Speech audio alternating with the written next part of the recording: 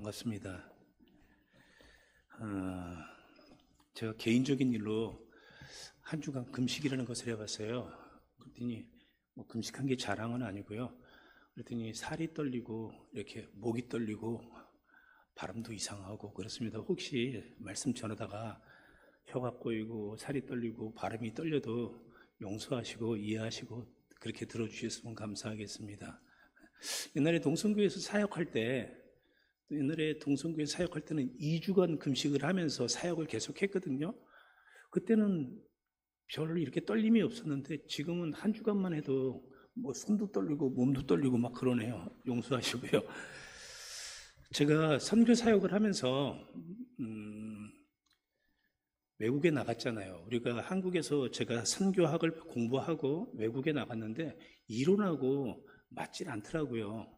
그러면서 우리하고 또 틀리고 문화가 틀리고 생각이 틀리니까 제가 자꾸 놓치는 부분이 있더라고요. 저는 복음을 전하러 갔는데 그 사람들의 쌀을 사주고 엉뚱한 짓을 하고 있더라고요. 또 사줄 수밖에 없는 상황이니까 사줬겠죠. 그런데 제가 사역을 하다가 이거 아닌데 하면서 제 사역을 돌아보면서 느낀 것이 있는데 제가 핵심을 놓쳤더라고요. 핵심. 우리는 인생을 살아가면서 핵심을 놓치면 안 되겠죠. 공부하는데도 핵심을 잡아야죠. 그리고 사업을 하는 사람도 핵심을 잡아야 합니다. 맞죠? 그럼 우리 신앙생활도 핵심을 놓치지 말아야죠. 핵심을 놓치면 전쟁에 나가는 군인이 총을 놓고 나가는 거나 똑같습니다. 그리고 핵심을 놓치면요, 운전하러 가는 사람이 자동차 키를 놓고 나가는 거하고 똑같은 일이 생깁니다. 우리 신앙생활의 핵심이 뭘까요? 그것을 오늘 예수님께서 오늘 본문을 통해서 우리에게 말씀하고 있습니다. 우리 신앙생활의 핵심은 제자를 삼는 사역에 초점을 둬야 한다는 것이죠. 우리가 먼저 제자가 돼야 되고요. 세상을 제자로 삼아야죠. 교회의 핵심은 무엇입니까? 교회의 핵심. 남전도회, 여전도의 핵심은 뭘까요? 오해하지 마시고요. 남전도회는 복날 게잡아 먹고 여전도회는 명절날 떡해 먹고 기름 짜서 팔고 그게 핵심이 아니잖아요. 맞죠? 바로 제자 삼는 사역에 초점을 두어야 합니다. 왜 그랬을까요? 왜 그럴까요? 그 일이 제자를 삼는 사역이요, 예수님의 최대 관심사이고 우리가 이루어 드려야 할 예수님의 마지막 유언의 말씀이기 때문에 그렇습니다. 오늘 본문의 말씀은 부활하신 예수님께서 제자들에게 하신 말씀입니다. 부활하셔서요. 그리고 또 마지막으로 승천하시면서 하신 말씀은 뭘까요? 사도행전 1장 8절입니다. 오직 성령이 너희에게 임하시면 너희가 권능을 받고 예루살렘과 온 유대와 사마리아와 땅끝까지 이르러 내 증인이 되리라 하니라. 이게 예수님의 유언이잖아요. 이것이 예수님이 이 땅에 인간의 몸을 입고 이 땅에 오신 이유입니다. 마가복음 1장 38절입니다. 이르시되 우리가 다른 가까운 마을로 들어가자. 거기서도 전도하리니 내가 이를 위하여 왔노라 하시고, 마가복음 2장 17절입니다. 예수께서 들으시고 그들에게 이르시되 건강한 자에게는 의원이 쓸데없고 병든 자에게나 쓸데있느니라. 내가 의인을 부르러 온 것이 아니라 죄인을 부르러 왔느니라. 제자를 삼는 사역, 이것이 우리를 부르신 주님의 목적입니다. 마가복음 1장 17절입니다. 예수께서 이르시되 나를 따라오너라. 내가 너희로 사람을 낚는 어부가 되게 하리라 하시니. 베드로와 안드레가 물고기를 잡고 있는데 예수님이 나를 따라와. 너희는 고기 잡는 어부가 아니라 사람을 낚는 어부로 내가 만들 거야. 그리고 마가복음 3장 14절에서 15절입니다. 이에 12를 세우셨으니 이는 자기와 함께 있게 하시고 또 보내사 전도도 하며 귀신을 쫓아내는 권세도 있게 하려 하심이니라. 전도하라고요.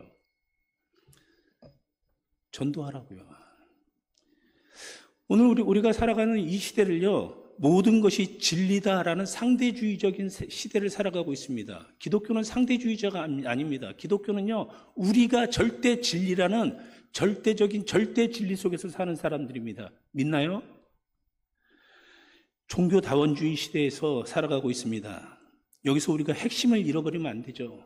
모든 것이 다 신이고 모든 것이 다 종교라고 하는 그런 시대를 살아갑니다. 여기서 우리가 핵심을 잃어버리면 안 되죠. 핵심을 붙들어야 합니다. 복음의 핵심을 놓쳐서는 안 되죠. 병원의 목적이 뭐예요? 병원의 핵심은요, 병을 고치는 게 그 핵심입니다. 죄송합니다. 땀이 나세요. 학교의 핵심은 뭡니까? 학교의 핵심은 아이들을 가르치는 게 학교의 핵심이죠. 군대의 핵심은요, 적을 물리쳐서 승리하는 게 군대의 핵심입니다. 교회에서 행해지는 5가지 기둥이 있습니다. 교회에서 행해지는 5가지 기둥, 그것은요, 예배, 교육, 봉사, 전도, 친교입니다. 그런데 이 모든 활동들의 축이 제자를 삼는 것입니다. 사람을 구원시키는 구원의 방주 역할을 하는 것은 교회밖에 없습니다. 사람을 구원하고요, 그 구원의 방주의 역할을 하는 것은 교회밖에 없습니다. 교회만이 할 수 있는 일입니다. 이것이야말로 세상을 변화시킬 수 있는 것이죠. 교회만이 사람을 변화시킬 수 있습니다. 여러분 믿습니까? 하나님의 나라를 이 땅에 이루어 드리는 것이 교회의 목적이죠.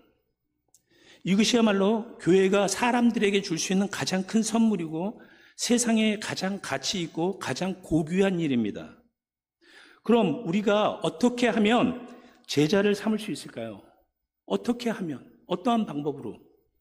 예수님은 오늘 제자 삼는 사역의 핵심 4가지를요, 우리에게 가르쳐 주고 있습니다. 이 핵심을 오늘 잘 들으시고요, 잊지 않으셨으면 좋겠습니다. 먼저요, 가서 제자를 삼는 것입니다. 이것은 희생의 원리죠. 가야 되니까 우리가 희생을 해야 되잖아요.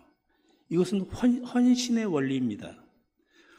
헌신 없는 선교 사역이나 헌신 없는 제자 사역은 이루어질 수 없습니다. 제자는 우연히 되는 것이 아니라 누군가의 헌신의 걸음을 통해서 피어나는 꽃입니다. 예수님의 희생의 원리를 보십시오. 예수님이 어떻게 희생하셨는지. 만왕의 왕 되신 예수님께서 말 구유에 오셨습니다. 인간의 몸을 입고요. 낮아지고 낮아져서. 그래서 제자를 삼기 위해서 찾아가셨습니다. 물고기를 잡는 베드로에게 가셨습니다. 세리 마태에게 찾아가셨습니다. 예수님이 가서 나를 따르라고 했습니다. 사람을 낚는 어부가 되게 만들어 주겠다라고 불렀습니다. 예수님이 찾아가서 불렀잖아요. 예수님이 희생하셨잖아요. 하늘에서 이 땅으로 오셨잖아요. 세상에 유명한, 저는 캄보디아에서 들었습니다. 일타 강사. 여러분 아시나요? 유명한 강사들. 연봉이 몇십억씩 되더라고요. 그 강사들, 유명한 일타 강사의 제자가 되기 위해서는 돈을 싸들고 찾아가야 합니다. 맞죠? 돈을 싸들고 찾아가도 그 사람이 제자가 되는 것이 어렵습니다. 그러나 우리 주님의 원리는 다릅니다. 주님은 스스로 우리를 찾아주셨습니다. 그것이 성경의 원리고요. 그것이 은혜죠. 결국 주님은 십자가를 지기까지 모든 것을 헌신하셨고 사랑하셨고 희생하셨습니다. 배신한 베드로를 끝까지 포기하지 않으셨습니다. 우리가 제자를 삼기 위해서는, 우리가 다른 사람을 제자로 삼기 위해서는 우리의 희생이 따라야 한다는 말씀입니다.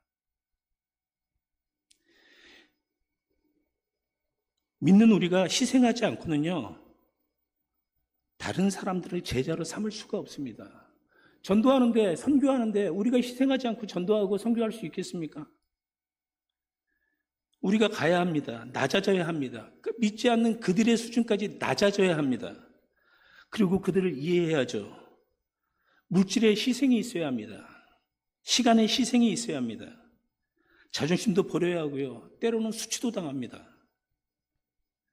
우리 민족이 세계 부자들의 모임인 OECD, 그 회원국이잖아요. OECD 회원국에 가입하고 가는 곳마다 대접을 받는 나라가 됐습니다. 세계 각곳에서 이만큼 대접받는 이유가 뭐라고 생각하십니까?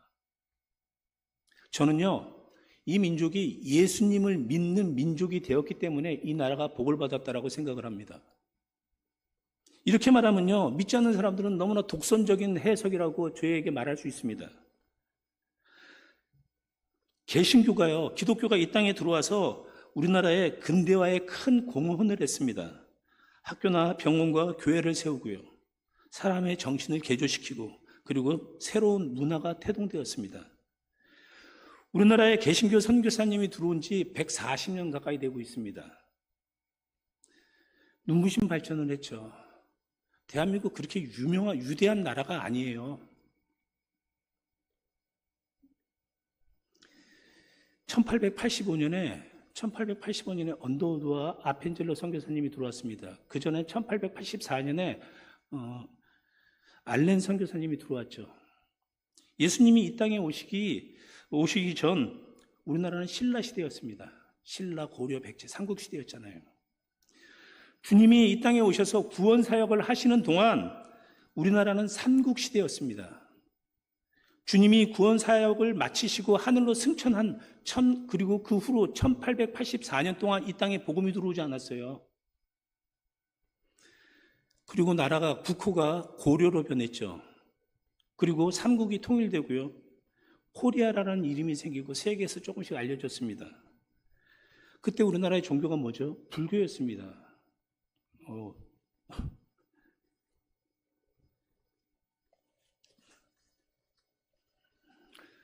병원에 갔더니 자율신경계가 고장이 나서 이 체온 조절을 못한대요. 그래서 계속 땀이 납니다. 용서하세요. 우리나라가 불교 국가였잖아요. 그리고 그 후에 1600년 동안 불교가 이 나라를 지배했습니다. 그리고 이성계가 조선이라는 나라를 건국하잖아요.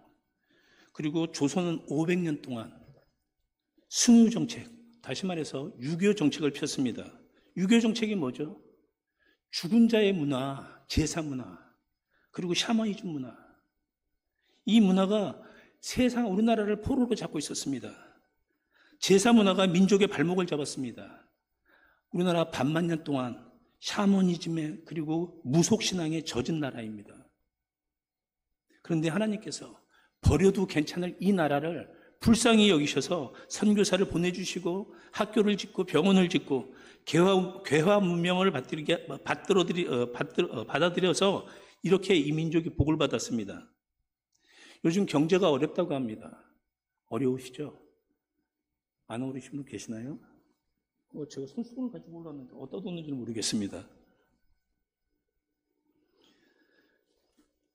경제가 어렵습니다.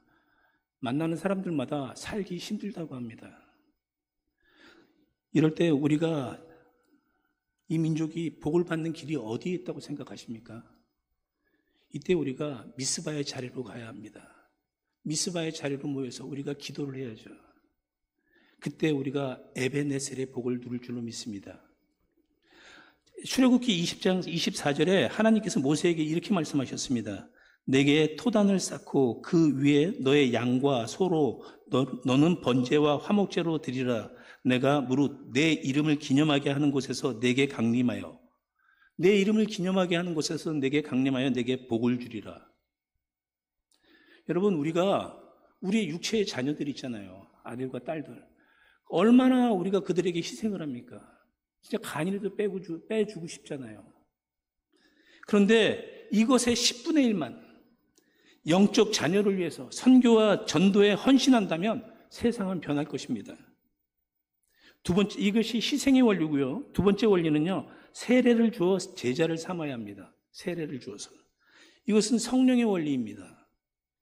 영적 생명을 얻게 하는 것이죠. 제자 삼는 두 번째 원리는 성부와 성자와 성령의 이름으로 세례를 주는 것입니다. 여러분, 핵심을 놓치지 말아야죠. 내 힘이 아니죠. 결국 사람을 변화시키는 것은 성령의 능력입니다. 오직 성령이 너희에게 임하시면입니다. 사도행전은요, 엄밀히 말하면요, 성령의 행전이죠.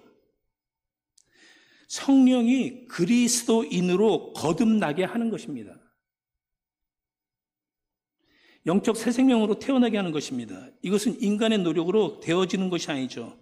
우리가 태어날 때 우리 마음대로 태어난 사람들 없잖아요.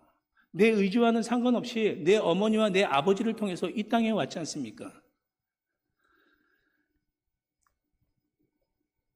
영적 생명도 마찬가지입니다. 성경은요, 영적으로 새 사람이 된 사람에 대해서 이렇게 새 생명에 대해서 태어난 것을 은혜라고 표현을 합니다.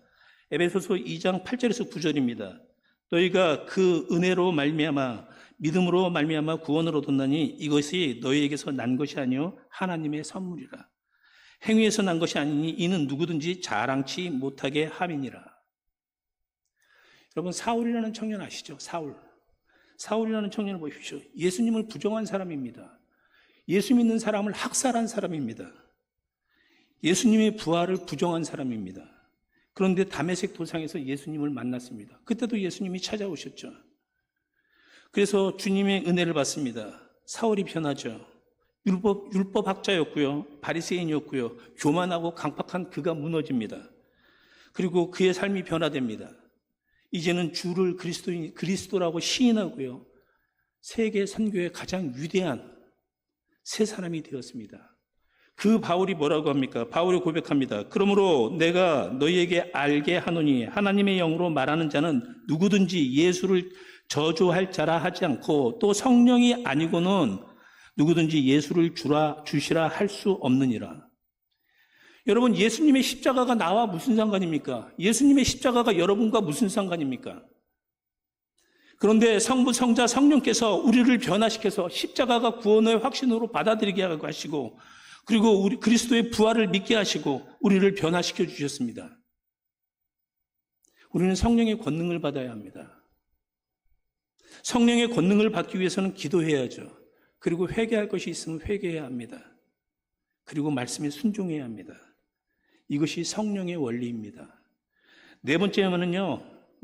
세 번째 원리는요, 말씀을 가르쳐 제자를 삼아야 합니다. 말씀을 가르쳐서요.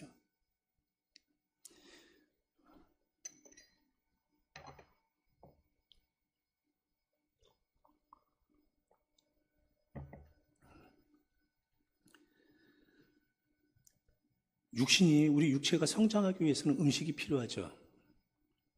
이처럼 영적으로 성장하기 위해서는요, 우리에게는 하나님의 말씀이 필요합니다. 어떤 말씀이죠? 20절 보십시오. 주님께서 분부한 모든 것이라고 합니다. 주님께서 분부한 모든 것. 여러분, 이 핵심을 놓쳐서는 안 됩니다. 여러분, 말씀이 우리를 성장시킵니다. 그리고 말씀이 우리를 위로하고요. 말씀이 우리를 교훈하고요. 말씀이 우리의 가치관을 만들고요. 말씀이 우리의 세계관을 만들어줍니다. 말씀이 힘입니다. 시편 19편 7절에서 9절입니다. 제가 한번 읽어보겠습니다. 여호와의 율법은 완전하여 영혼을 소송케 하고 여호와의 증거는 확실하여 우둔한 자를 지혜롭게 하며 여호와의 교훈은 정직하여 마음을 기쁘게 하고 여호와의 계명은 순결하여 눈을 밝게 하도다. 여호와를 경외하는 도는 정결하여 영혼까지 이르고 여호와의 규례는 확실하여 다 의로우니 금 곧 많은 정금보다 더 사모할 것이며 꿀과 송이꿀보다 더 달도다. 말씀의 힘이죠. 여러분, 우리의 사상이나 우리의 이론이나 우리의 경험을 가르치는 것이 아닙니다. 말씀을 먹여야 합니다. 아이를 놓고 방치하는 부모가 없잖아요. 네가 알아서 살아봐 하면서 방치하는 부모가 없지 않습니까? 우리의 영혼은요, 말씀으로 양육되어야 합니다. 예배 시간에 말씀을 통해서, 그리고 구역 공과 시간에 말씀을 통해서, 그리고 성경 공부 시간을 통해서 우리는 말씀을 듣고 읽고 배우고 외우고 그 말씀으로 우리를 성장케 하고 또 말씀으로 다른 사람을 더 제자로 삼아야 합니다. 여러분, 말씀이 인격을 변화시킵니다. 말씀이 우리의 삶을 변화시킵니다. 그리고 말씀이 삶의 방향을 전환시킵니다. 이것이 말씀의 원리입니다. 네 번째 원리는요, 지키게 해서 제자를 삼아야 합니다. 이것은 지키는 거. 이거는 실천의 원리잖아요. 열매를 말하는 것입니다. 우리가 놓치지 말아야 할 핵심이죠. 말씀은요, 감상하는 것이 아니죠. 말씀은 나의 어떤 지적 수준을 높이기 위해서 듣는 것이 아니잖아요. 말씀을 삶으로 실천해야 합니다. 쉬운 말 같은데 참으로 어렵습니다. 제가 살아보니까 굉장히 어렵더라고요. 말씀으로 변화가 되어야 합니다. 열매가 맺혀야 합니다. 행함이 없는 믿음은요, 죽은 믿음이라고 했잖아요. 우리 실천해야죠. 여러분, 우리가 작은 그리스도가 되어야 합니다. 사도들이 그렇게 살았습니다. 그래서 그 사도들 때문에 세상을 개혁했습니다. 말씀은 순종을 통해 열매를 맺게 되는 것입니다. 말씀은 순종을 통해서 열매를 맺게 되는 것입니다. 많이 아는 것 중요하죠. 그런데 더 중요한 것은요, 아는 거 하나만이라도 실천하고 사십시오. 예전에 제가 전에 있던 교회에 어떤 집사님이 하는 공장에, 집사님이 경영하시는 공장에 방문한 적이 있습니다. 근데 그 교회 공장의 사훈이 뭐냐면 정직과 진실이었습니다. 여러분, 이상하지 않아요? 저만 이상한가요? 공장의 목적이 뭐예요? 기업의 이윤을 창출하는 거잖아요. 그런 기업의 이윤을 창출해야 하는 그곳에서 사훈이요, 정직과 진실이었습니다. 그 내려오는 데 보니까 이렇게 벽보가 있는데 그 벽보에 그 집사님의 그 신년사가 있었는데 뭐라고 써 있었냐면 정직과 진실이었고요. 다른 회사는 다 속일지라도 우리는 진실하게 삽니다. 여러분, 이것이 실천적인 신앙 아니겠습니까? 작은 것이라도 가정에서, 직장에서, 사회에서 우리가 실천해 나갈 때 하나님의 나라는 그곳에서 이루어집니다. 여러분, 제자가 뭐예요? 예수님의 제자 말고 세상 제자라도요. 제자가 무엇입니까? 커리큘럼, 일정한 계획에 따라서 일정한 계획에 따라서 배울 것을 약속하고 선생님의 특별한 행동과 지식을 받아들이면서 점진적으로 선생님을 닮아가는 게 제자잖아요. 여러분, 우리는 그리스도를 닮아야 하잖아요. 우리는 그리스도인이라고 불리는 믿음의 사람들입니다. 우리는 그리스도인이라고 불리는 예수님께 배우는 사람이죠. 성령에 충만한 사람, 예수 그리스도께 희생적으로 헌신하는 사람, 내가 그리스도의 제자가 되어서 주님의 명령에 따라서 다른 이들을 제자로 삼는 재생산을 하는 그런 일꾼으로 살아야 합니다. 6주 과정, 교회들마다 있잖아요. 6주 과정, 12주 과정. 이런 어떤 성경 프로그램을 따라서 그런 프로그램을 거쳐서 훈련된 사람이 아니라 예수 그리스도를 구주로 모시고 일생 동안 주님께 배우고 주님의 주권 아래 살아가는 사람들입니다. 주님의 주권을 인정하는 사람들. 여러분, 초대교회를 보십시오. 그들이 어떻게 살았습니까? 사도행전을 보면요, 그들이 하나님의 말씀대로 살 때 물건을 통용하고 서로 격려하고 그럴 때 교회가 든든히 세워졌다고 합니다. 여러분, 이것을 놓치지 말아야 합니다. 이것이 말씀이 생활화되도록 하는 것입니다. 이것이 말씀의 원리죠. 그럼 우리가 이 4가지 사역을 감당할 수 있도록 우리 주님이 약속한 것이 무엇입니까? 20절에 내가 너희와 함께 있으리라. 주님이 우리에게 함께 있으면서 너희와 이 사명을 감당할 수 있도록 도와줄게. 언제까지요? 세상 끝날까지. 우리와 함께 하시는 그분이 누구십니까? 그분은요, 하늘과 땅의 모든 권세를 가지신 분, 죽으셨다 부활하신 분입니다. 그리고 구주가 되셨습니다. 세상을 창조하시고 지배하시고 섭리하시고 간섭하시는 분이십니다. 그분이 우리와 함께 하십니다. 그래서 우리는 할 수 있습니다. 돈이 없다고, 시간이 없다고, 재능이 없다고, 힘이 없다고, 용기가 없다고 포기하지 마십시오. 어떤 사람은요, 나는 구원에 확신이 없어서 나는 전도 못하겠어. 그리고 나는 전도나 선교의 필요성을 느끼지 못하겠어. 그렇게 말하시는 분도 있습니다. 그리고 어떻게 하는지 방법을 모르겠다라고 말씀하시는 분도 있습니다. 우리 집도 힘들고 교회도 힘들고 어떻게 전도하고 어떻게 선교해. 그러나 순종하려고 각오만 해보십시오. 그러면 우리 성령님께서 도와주십니다. 선교와 영혼 구원은요, 내가 하는 것이 아니라 결국 성령께서 하시는 사역에 우리가 쓰임을 받는 것입니다. 제자 사역은요, 우리 제자를 삼는 사역은요, 우리 주님이 가장 원하시는 사역이십니다. 이 일에 우리가 쓰임 받아야 합니다. 주님이 말씀하십니다. 오직 성령이 너희에게 임하시면 너희가 권능을 받고 예루살렘과 온 유대와 사마리아와 땅끝까지 이르러 내 증인이 되리라. 여러분, 성령의 권능을 받으면 됩니다. 초대교회 교인들, 초대 예루살렘 교회 성도들이 몇 명이었습니까? 120명이었잖아요. 그 120명의 성도들이 모여서 기도합니다. 기도하다가 성령의 권능을 받죠. 그러자 수많은 사람들이, 무수히 많은 사람들이 주님 앞으로 돌아오는 놀라운 기적을 체험하게 됩니다. 그들 연약한 사람들이었어요. 믿음이 충만한 사람들이 아니었다니까요. 어쩌면 여러분보다 믿음이 없는 사람들이에요. 그 사람들은 어떤 사람들입니까? 예수님이 죽었을 때 예수님 모른다고 다 도망갔던 사람들 아닙니까? 주님을 저주하고 부인했던 사람들, 도망한 사람들. 그러나 그들이 성령의 권능을 받으니까 성령은 그들을 통해서 세상을 변화시켰습니다. 사랑하는 성도 여러분, 1세기 세계 선교를 감당했던 안디옥 교회가 있습니다. 이들은 얼마나 작은 무리였습니까? 그러나 그들이 성령의 권능을 받고 세상을 변화시켰습니다. 여러분, 우리도 얼마든지요 할 수 있습니다. 이 나라와 이 사회와 이 세상을 변화시킬 수 있습니다. 그리고 세계 선교를 감당할 수 있습니다. 핵심을 놓치지 마십시오. 우리의 핵심은요, 제자 삼는 사역입니다. 우리도 주와 함께 죽으러 가자. 다소 무식하게 들리는 사도 도마 사도의 이 외침이 우리 가슴을 때려야 합니다.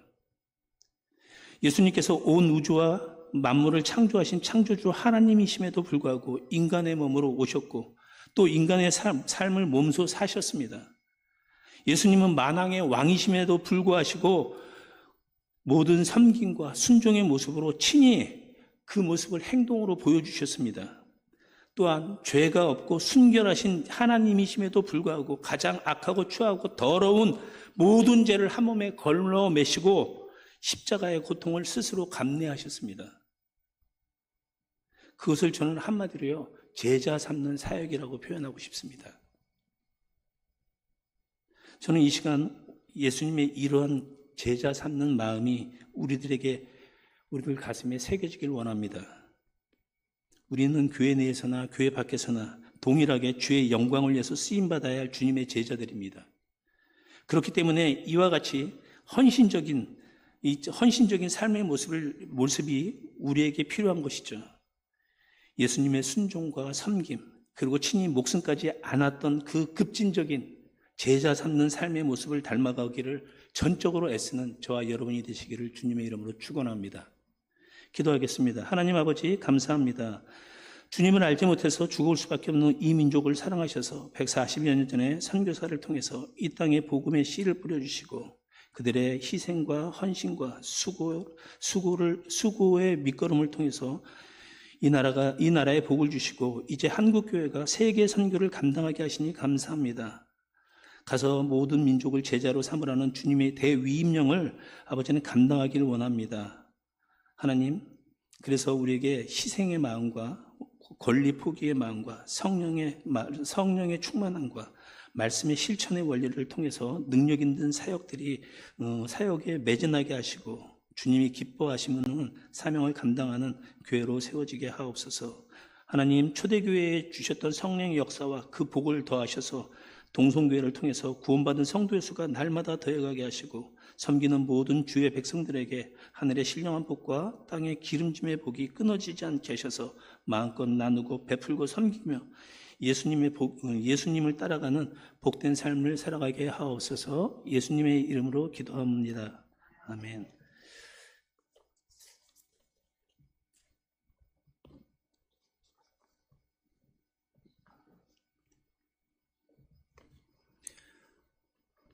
우리 선교사님 멀리서 오셔가지고 사명이라는 제목으로 제자 삼아가는 우리 모두가 되었사 합니다.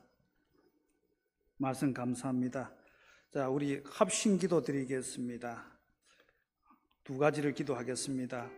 먼저 나라를 위하여 기도하며 정체성이 혼란해 있는 사회적 압법을 막아달라고 선교지 선교사님을 위하여 기도합니다. 우리 먼저 주여 한번 부르시며 기도하겠습니다. 주여, 하나님 아버지, 혼란 중에 있는 우리의 가야 할 길은 어디입니까? 이 나라를 불쌍히 여기시고 도우심이 아니면 어떤 것도 할 수 없어 자불안석합니다. 긍휼히 여기사 은혜 베풀어 주옵소서. 차별금지법, 동성애 낙태금지법을 여성가족부에서 인구 감소와 나라의 존재까지도 이어가는데 추진 입법으로 혼란 중입니다. 그래서 거룩한 방파제가 앞장서서 기도로 막아 눈물 흘립니다. 응답하옵소서. 천하보다 귀한 생명 구하기 위해서는 성교지 성녀사님을 도와주옵소서.